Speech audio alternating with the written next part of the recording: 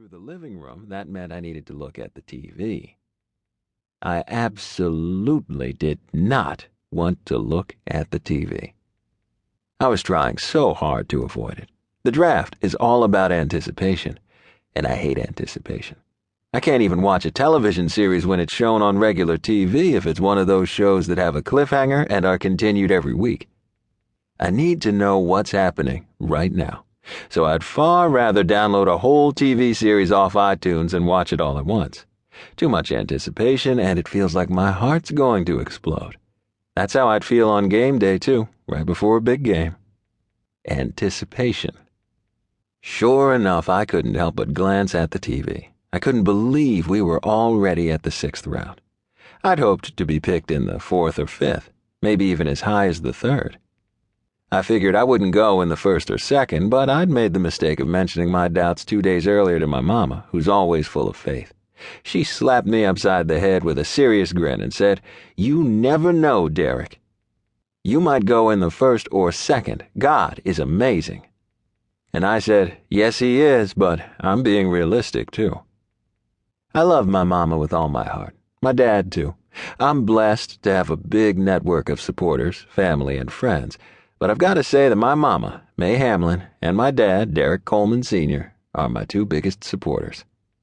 They've worked with me for so many years to get me to the level I'm at. They're my biggest fans, and they've always been pushing me forward, encouraging me, helping me in any way possible. I could never repay them, and I never want to let them down. Particularly not with the draft. For this 3rd and final day of the draft, I'd wanted to keep the party small at the house. My parents invited my aunts and uncles, my grandparents, and some friends over to the house. That was it. They were all watching the TV except my grandma, who was in the kitchen, frying some chicken for supper. Everyone's mouth was watering at the smell of that fried chicken. The counters were piled high with potato salad and Doritos and chips and baked beans and fresh coleslaw. Plenty of warm apple pie was waiting for dessert. My grandma is the best cook ever. She cooks on point. But there I was, glancing at the TV while on my way to the bathroom, and my heart sank in my chest. The draft was too far along. The clock was ticking too quickly. I should have been picked by now. Something was wrong.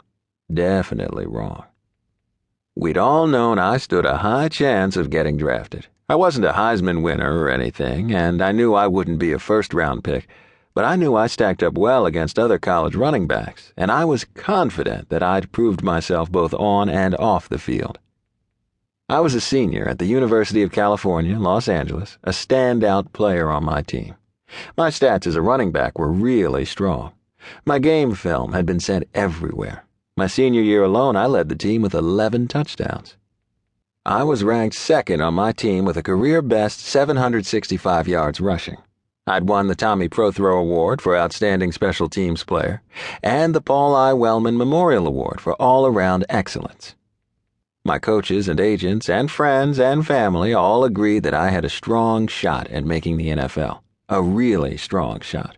But if I wasn't picked by now, well, this thought rushed at me as terrifyingly as a veteran linebacker. Huge, agile, and fast.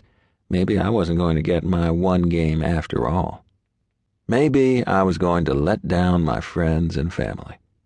Maybe my dream was never going to come true. I quickly walked past the TV, went and did my thing, then washed up and headed back outside. Mama was sitting in the garage with her phone in her hands. The garage door was up and she was watching us play basketball, but not really.